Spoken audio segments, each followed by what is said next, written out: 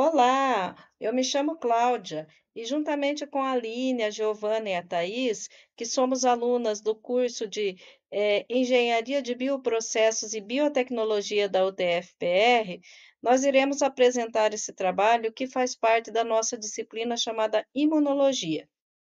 E hoje nós falaremos de um tema extremamente importante, que trata dos transplantes de órgãos, mais especificamente o sistema imunológico e o transplante de órgãos.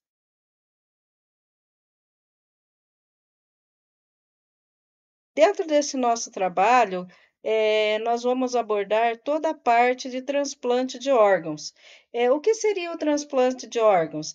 O transplante de órgãos ele consiste na remoção das células e dos tecidos ou órgãos vivos que estão em funcionamento no nosso organismo e que podem ser transferidos tanto para o nosso próprio organismo como para um organismo vivo diferente. É, Quando nós falamos em transplantes, de órgãos, nós falamos sobre doação de órgãos. E uma das partes mais importantes a ser tratadas aqui é que dentro da doação, de órgãos, nós vamos ter 2 personagens, que seriam o doador e o receptor. Quando é feita a doação de órgãos, esses órgãos ou tecidos, eles são retirados de uma pessoa viva ou de uma pessoa falecida. Essa pessoa é denominada doador. Esses órgãos ou tecidos vão ser transplantados em outra pessoa que está necessitando de algum tratamento, de saúde. Essa pessoa que vai receber os órgãos, ela é chamada de receptor. E a finalidade disso é restabelecer as funções dos órgãos e tecidos que estavam doentes no receptor. Quais seriam os tipos de tecidos transplantados? As células, que é feito o transplante com células-tronco, partes de um órgão, ou seja, transplantes hepáticos, onde se retira um pedaço do fígado, ou um transplante de pulmão, que também é parcial, é retirada apenas uma parte do pulmão. Também ela pode ser feita com órgãos inteiros, o coração, o fígado, o rim, e também nós podemos ter o chamado, transplante composto, que ele pode receber mais de um tecido.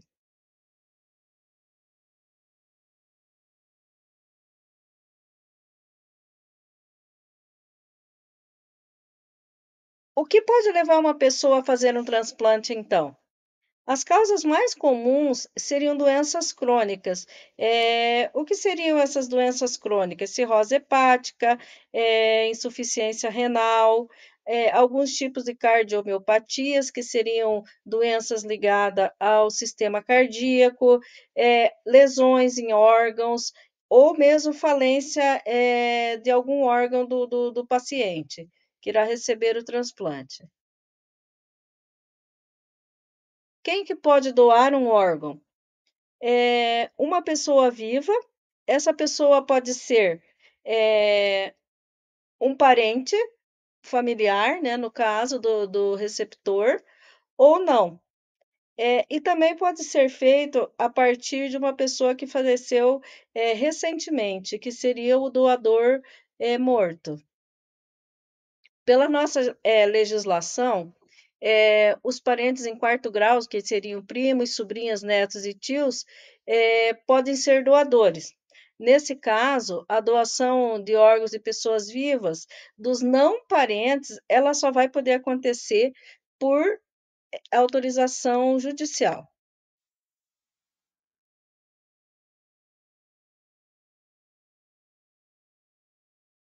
O que seria um doador falecido? O doador falecido seria aquele que teve morte encefálica. E como seria essa questão da morte encefálica e da parada cardiorrespiratória? A morte encefálica, ela é determinada como uma morte permanente e irreversível.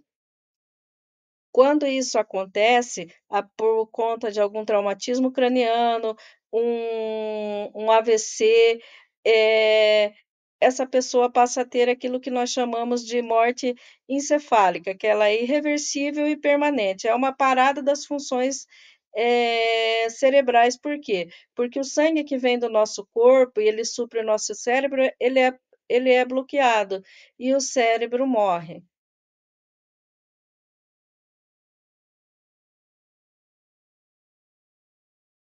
Dentro do transplante de órgãos, existem consentimentos e protocolos que devem ser respeitados, certo?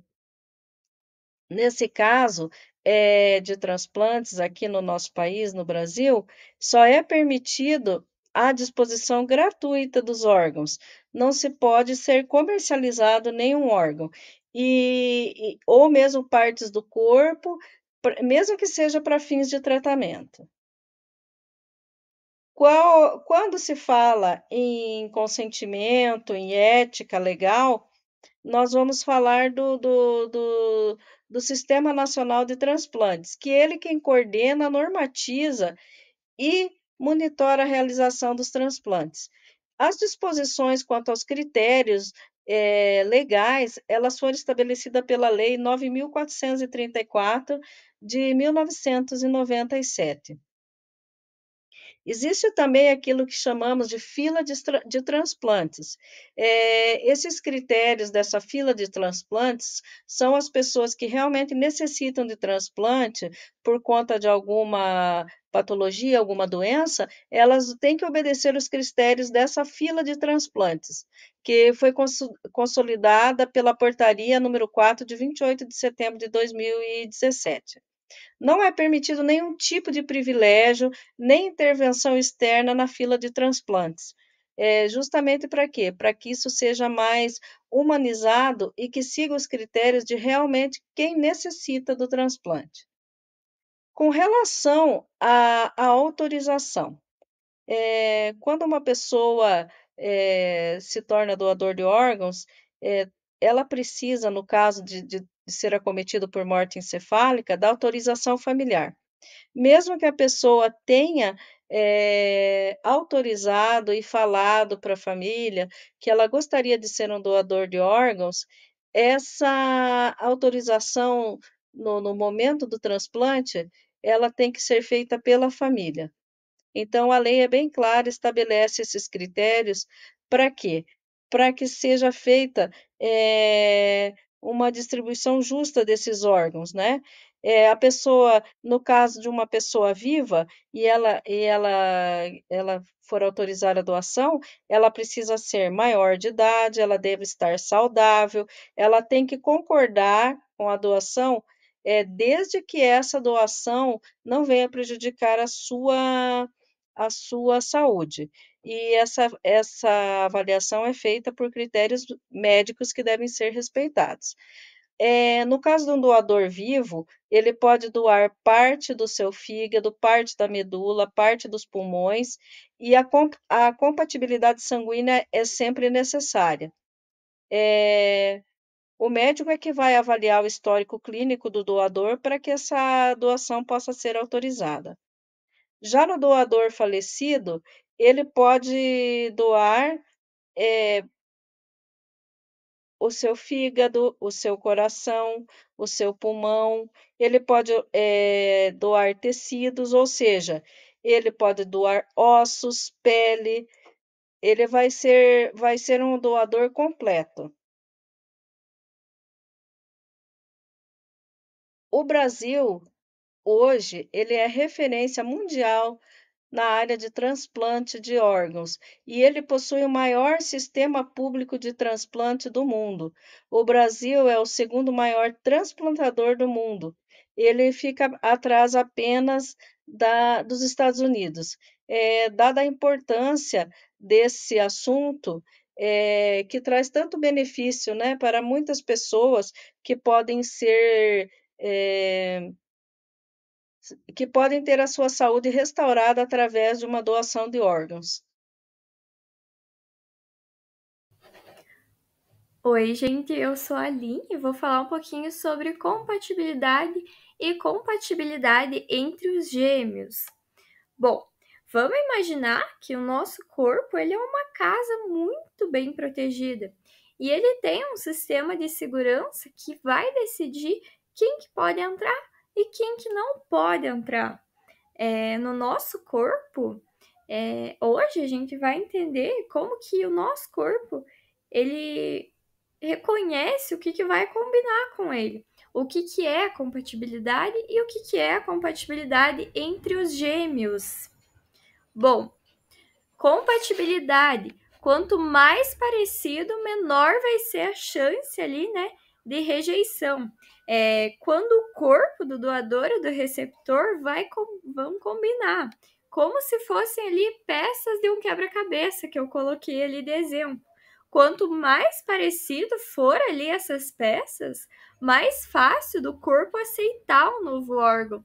É como quando você vai ali emprestar uma roupa, se a pessoa vai ter o mesmo tamanho que você, ele vai servir ali direitinho. Mas se for muito diferente, não vai nem entrar. Ou vai ficar muito grande, ou muito apertado. E com o órgão é a mesma coisa. Quanto mais parecido, menor a chance ali de rejeição. E o transplante, ele vai acabar, né, funcionando melhor quando o corpo reconhece o órgão novo como sendo dele mesmo. E o que, que acontece se não combinar? O corpo ele pode achar que está sendo atacado, digamos assim, como se o órgão ali fosse um vírus. E aí ele vai tentar expulsar, né, esse intruso. Por isso que entender essa parte de compatibilidade é bem importante. Bom, sistema imune e aceitação do órgão. O corpo só aceita o que reconhece como próprio dele mesmo. Ali eu coloquei imagem de o coração sendo um visitante e o soldadinho ali sendo a defesa do corpo. O nosso sistema imunológico é como se fosse o soldadinho ali, super rigoroso. Ele fica de olho em tudo que entra no nosso corpo. Se aparece algo estranho, como um vírus ou uma bactéria, um órgão novo, ele pergunta assim: você tem permissão para entrar aqui? E se a resposta for não, né? O corpo vai querer começar uma guerra, que no caso vai ser a rejeição do órgão. Agora, se esse órgão novo tiver as características ali bem parecidas com as com a do corpo, né? O sistema imunológico vai pensar: tá tudo bem, esse aqui é de casa, pode deixar entrar. É por isso que compatibilidade é fundamental. Ela ajuda o sistema imune a confiar naquele órgão. Bom, e os exames de compatibilidade? Bom, para a gente descobrir se as duas pessoas são compatíveis, os médicos eles vão realizar ali bastante exames bem importantes. E o principal deles é o teste de HLA, que analisa as proteínas que ficam nas nossas células e servem como se fosse um cartão ali de identidade do corpo. Se o HLA do doador e do receptor for bem parecido, é sinal de que pode dar certo. Também existe um teste chamado de prova cruzada, onde vai misturar ali um pouquinho do sangue das duas pessoas para ver se eles se dão bem ou se eles vão brigar. É como se o laboratório fizesse um encontro ali às cegas entre os sangues. E a equipe do laboratório vai observar: será que vai rolar paz ou será que vai rolar guerra?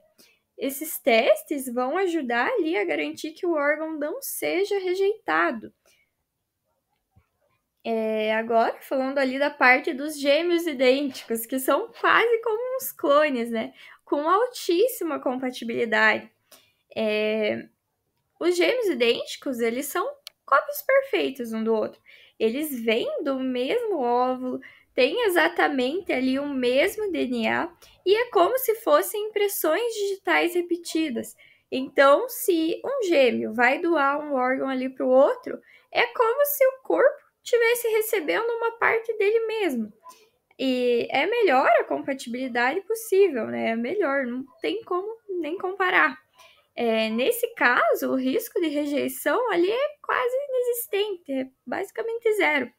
E muitas vezes nem é preciso usar tanto remédio imunopressor. O corpo acaba reconhecendo aquele órgão como da casa e tudo acaba funcionando melhor, né? Aí tem a questão dos gêmeos fraternos, como irmãos comuns pode ser ou não ser compatível. Eles nascem no mesmo dia, da mesma barriga, mas vieram ali de eles vieram ali de óvulos diferentes. Isso significa que o DNA deles não é exatamente igual como os dos gêmeos. Eles são irmãos como qualquer outro. Podem até parecer fisicamente, mas por dentro ali vai existir bastante diferença. E a compatibilidade entre eles pode acontecer, mas também não é garantida. Então, mesmo sendo gêmeos, eles precisam fazer toda aquela parte dos testes de compatibilidade, assim como qualquer outra dupla de irmãos, digamos assim. Isso vai mostrar como que o nosso corpo ele é tão exigente. Bom, e por que isso é importante? Boa compatibilidade, menos rejeição. Quando um órgão ele é compatível, o transplante tem muito mais chance de dar certo. E isso vai mudar completamente a vida de quem recebe. Ou seja, menos remédio, menos risco, menos internações. É como se o corpo respirasse aliviado, né? Por não ter que ficar em alerta ali o tempo todo. A pessoa tem uma qualidade de vida melhor, ela vai viver melhor, mais tranquila.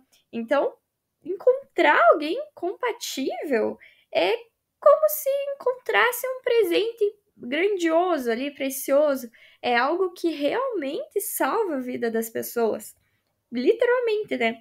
E por isso que entender compatibilidade é mais do que só ciência, né? É um ato de ali cuidado com o outro, empatia, um ato de amor. Então, eu acho bem importante essa parte. Bom, e um resuminho final, né, pra gente relembrar ali tudo que a gente aprendeu. Compatibilidade é essencial, gêmeos idênticos quase sempre combinam, testes vão garantir a segurança ali no transplante, né? Então, vamos relembrar um pouquinho de tudo que a gente viu.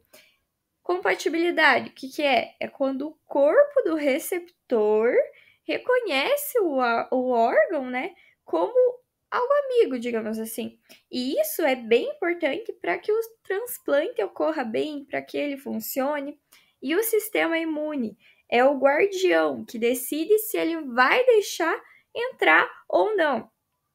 E os exames, eles servem para garantir que o órgão não vai ser rejeitado. E entre os gêmeos, os idênticos têm quase 100% de certeza ali de compatibilidade, né? Enquanto os gêmeos fraternos têm as mesmas chances que os irmãos comuns. E saber disso ajuda bastante os médicos a salvarem as vidas com mais segurança. E a gente, como sociedade, né, como um todo, vai entender melhor como que funciona esse milagre, digamos assim, moderno que é o transplante. Oi, eu sou Giovana e a gente vai falar agora de um assunto que pode parecer complicado, mas que é super importante.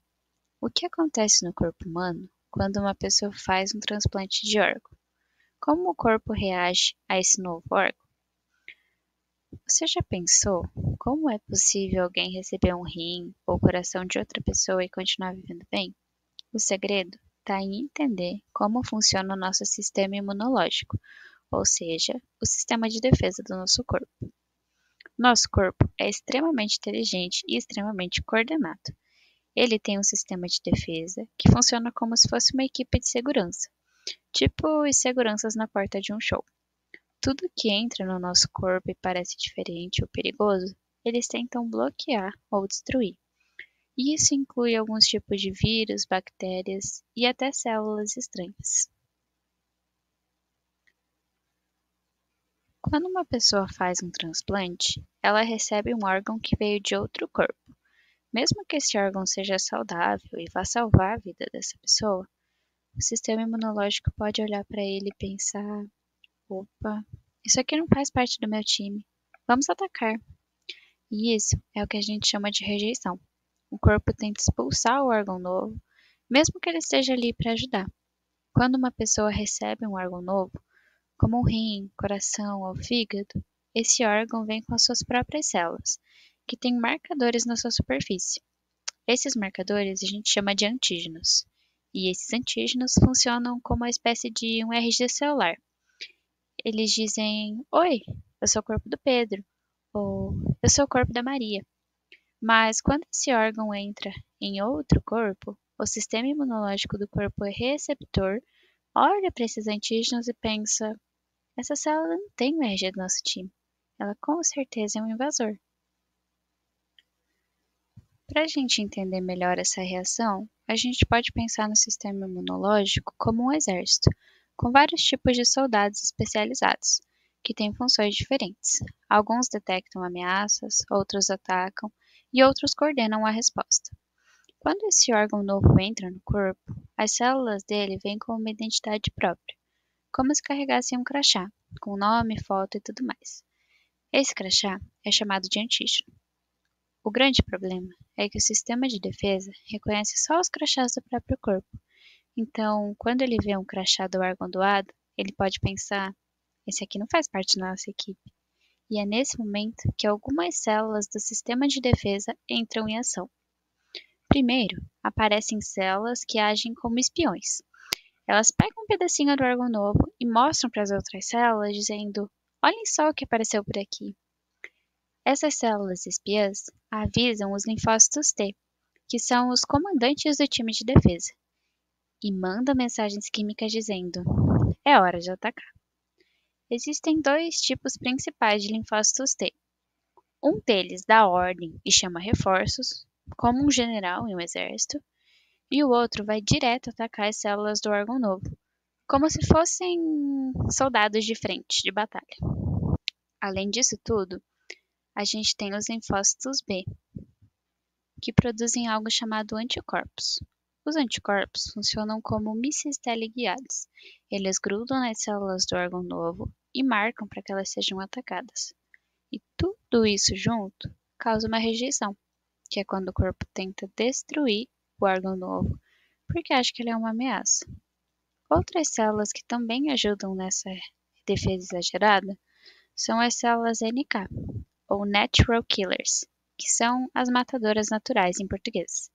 Elas atacam qualquer tipo de célula que pareça muito diferente. E além delas, a gente tem também os macrófagos, que ajudam limpando toda a bagunça que fica. Ou seja, eles limpam os restos das células que foram danificadas. Mas eles também acabam aumentando um pouco a inflamação do local. Beleza, a gente já falou como um órgão é rejeitado. Mas e para um órgão ser compatível? Quando a gente pensa em compatibilidade, logo a gente pensa em tipos sanguíneos iguais. Eles são, claro, muito importantes, mas a gente não pode se basear somente neles. Ter o mesmo tipo sanguíneo entre doador e receptor é apenas o primeiro passo. Ele é importante porque ajuda a evitar uma reação imediata, que a gente chama de reação hiperaguda.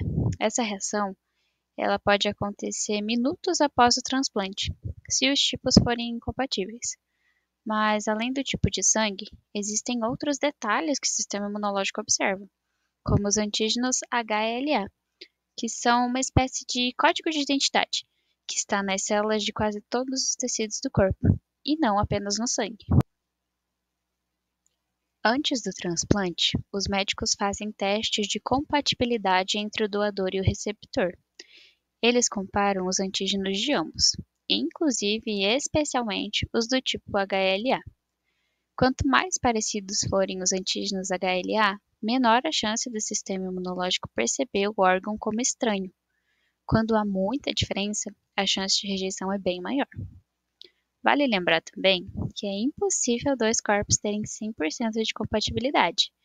Isso porque todos os seres humanos são diferentes uns dos outros e, consequentemente, as suas células corporais também. Isso é como se o tipo sanguíneo fosse a senha do portão e os HLA fossem a digital na entrada da casa. Se a senha abre o portão, que seria o tipo sanguíneo semelhante, o visitante entra. Mas se a digital, que seria o HLA, não for reconhecida, o alarme toca e os seguranças, que seriam o sistema imune, expulsam a pessoa, o órgão no caso, né, do corpo. Para evitar que o corpo rejeite o órgão, os médicos usam medicamentos especiais, que são chamados de imunossupressores. Esses remédios acalmam o sistema de defesa, ou seja, os seguranças do corpo ficam mais tranquilos e não atacam o órgão novo. Imagine que o sistema imunológico é um time de seguranças que protege um castelo, e esse castelo seria o seu corpo. Quando chega alguém novo com um crachá diferente, o órgão doado, esses seguranças se preparam para lutar. O imunossupressor é como um calmante ou um aviso do rei dizendo: não ataquem esse visitante, ele está aqui para me ajudar. Até aqui, esses medicamentos parecem maravilhosos, né? Porém, eles podem gerar um grande problema. Com o sistema de defesa mais calmo, a pessoa também fica mais vulnerável a doenças. Isso porque as células do sistema imunológico não conseguem agir com toda a sua força de sempre, fazendo com que essa pessoa fique com a imunidade muito baixa, que é como quando a gente não come direito, não dorme direito, vacila um pouco, e a gente fica doente um pouquinho mais fácil, né? Na grande maioria dos casos, quem faz um transplante precisa tomar imunossupressores por toda a vida, porque o corpo acaba nunca esquecendo que o órgão é de outra pessoa. E se ele parar o remédio, o risco de rejeição aumenta e volta. O grande desafio, depois do transplante, é encontrar um equilíbrio. Deixar o corpo aceitar o órgão novo, mas manter a defesa funcionando bem o suficiente para combater vírus, bactérias e outras ameaças. Esse equilíbrio é ajustado com o tempo, com exames e acompanhamento médico. Com o passar dos meses, se o corpo está aceitando bem o órgão e não há sinais de rejeição ou infecção, os médicos podem reduzir um pouco os remédios. Mas a pessoa vai precisar de cuidados para o resto da vida, com exames e controle de saúde. Com isso tudo, a gente pode ver como o nosso sistema imunológico é fantástico, mas ele pode se confundir de vez em quando. Além disso, a gente percebe que um transplante de órgão pode mudar e transformar completamente a qualidade de vida de uma pessoa, mas exige muito cuidado e muita atenção, tanto do médico e especialmente do paciente. Oi, gente, meu nome é Thaís e eu vou dar continuidade aqui na nossa apresentação. Eu espero que tenha ficado claro para vocês nos slides anteriores sobre como funciona a compatibilidade e como o nosso corpo pode receber um órgão novo. Nosso sistema imunológico, ele tem a função de proteger o corpo contra tudo o que é estranho. Pode ser um vírus, uma bactéria ou até mesmo células danificadas do nosso próprio corpo. Quando um paciente ele recebe um órgão de outra pessoa, esse órgão ele carrega antígenos diferentes. Esses antígenos são proteínas na superfície das células, como se fossem uns crachás de identificação. Todo mundo possui esses antígenos, seu próprio, é a identidade celular de cada pessoa. O sistema imune do receptor, ele reconhece esses antígenos como diferente. E ele pode entender que o órgão novo é uma ameaça. Isso dispara uma resposta imunológica que chamamos de rejeição do transplante. Essa rejeição pode ser rápida ou lenta, dependendo do tipo de transplante e da compatibilidade entre doador e receptor. Então, eu vou falar para vocês sobre como funciona esse reconhecimento imunológico do transplante de órgão. Então, podemos dizer que a palavra-chave nesse momento é o reconhecimento. E o protagonista desse reconhecimento é o linfócito T. O linfócito T é a célula mais envolvida nesse processo de rejeição. É uma célula de defesa treinada para reconhecer o que faz parte do corpo e o que não faz. Quando encontra antígenos estranhos no órgão, novo, ele se ativa e começa uma resposta em cadeia, recrutando outras células do sistema imune, liberando substâncias inflamatórias e atacando o órgão transplantado. Essa ação pode destruir o tecido do órgão e comprometer o sucesso do transplante. Mas calma, a medicina já pensou nisso. Para evitar esse ataque, os médicos usam uns remédios especiais chamados de imunossupressores, que servem assim para dar uma acalmada no sistema imunológico. Então, aqui eu trouxe para representar os remédios, né, que são os imunossupressores, e eles dando uma paradinha assim no sistema imunológico que está enlouquecido, porque ele acabou de receber um órgão novo, tem um corpo estranho dentro dele. E aí os imunossupressores fazem eles darem uma dormidinha, por assim dizer. Então, após o transplante, os médicos utilizam esses imunossupressores, que são os medicamentos que reduzem a atividade do sistema imunológico, como eu havia dito. O objetivo é impedir que os linfócitos T ataquem o órgão novo. Esses remédios são fundamentais para o sucesso do transplante, mas também tem um pouco de efeito colateral que eu vou falar para vocês mais adiante. Bom, com o uso dos imunossupressores, é claro que o sistema imunológico fica mais enfraquecido e é preciso depois ter uma recuperação do sistema imunológico após esse transplante. Como os imunossupressores diminuem a resposta imune, como um todo, o organismo fica mais suscetível a infecções e até mesmo a certos tipos de câncer. O corpo perde um pouco a sua capacidade de se defender. Por isso é necessário um acompanhamento médico constante. Porque se isso não acontecer, a pessoa transplantada, ela pode ficar doente com mais facilidade, ter infecções simples que agravam rápido, ou eles precisam, com certeza, evitarem locais com muitas pessoas por riscos de contaminação. Por isso, quem faz transplante precisa de constante acompanhamento. Esse equilíbrio entre evitar a rejeição e manter o corpo protegido é o maior desafio dos médicos.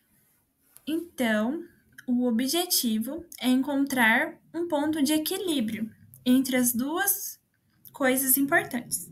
Impedir que o sistema imunológico ataque o órgão, manter a capacidade do corpo de proteger contra doenças. Isso é como equilibrar uma balança. Se você freia demais o sistema imune, o paciente fica vulnerável, mas se deixar solto demais, há risco de rejeição. Com o tempo, os médicos ajustam a dose correta de imunossupressor, observando como o corpo está reagindo. Isso é individual, varia de paciente para paciente. Ao longo do tempo, depois desse equilíbrio, o nosso corpo, ele aceita o órgão. E uma das perguntas mais interessantes da imunologia será que podemos ensinar o sistema imunológico a aceitar o órgão novo sem remédio? A resposta pode estar na tolerância imunológica induzida. Em vez de desligar o sistema imune, os cientistas estão tentando reprogramá-lo para que ele entenda que aquele órgão não é uma ameaça. Então, para isso, algumas tecnologias estão sendo desenvolvidas e uma estratégia promissora, eu vou falar agora para vocês, são terapias com células T reguladores. E é o que mais ou menos está sendo estudado. Uma estratégia promissora é o uso das células T reguladoras, como eu disse anteriormente, e elas funcionam como moderadoras que controlam as respostas dos linfócitos T e evitam as reações exageradas. Em laboratório, os cientistas conseguem estimular essas células, multiplicá-las e colocá-las de volta no corpo do paciente. O objetivo é que essas células ajudem o organismo a tolerar o órgão sem perder totalmente a defesa. Eu vou falar então sobre uma outra abordagem, que é a engenharia genética. Usando ferramenta como CRISPR, os cientistas estão editando o DNA das células de defesa. A ideia deles é programar essas células para ignorar, entre aspas, o órgão transplantado e atacar apenas as verdadeiras ameaças, como os vírus e as bactérias. Isso ainda está em fase de teste, mas pode ser o futuro da medicina dos transplantes. Então, as principais estratégias de desenvolvimento, como eu disse, possuem o objetivo de fazer transplantes mais seguros, sem depender tanto de medicamentos e com menos riscos aos pacientes. Visto tudo isso, a gente pode dizer que a imunologia ela tem evoluído muito. A gente está caminhando para um sistema imune mais inteligente, onde a tolerância ao órgão de transplante não dependa só dos medicamentos, e o futuro dos transplantes pode ser mais seguro, mais estável e com melhor qualidade de vida para os pacientes. A ciência ainda está pesquisando, mas os resultados são promissores e podem, com certeza, transformar a medicina nos próximos anos. Para finalizar a nossa apresentação, eu espero que tenha ajudado vocês a entender melhor como o sistema imunológico reage após um transplante e como a ciência está buscando formas de melhorar esse processo. A imunologia pode parecer complexa, mas ela está muito presente na nossa vida. E estudar essas respostas é essencial para salvar vidas.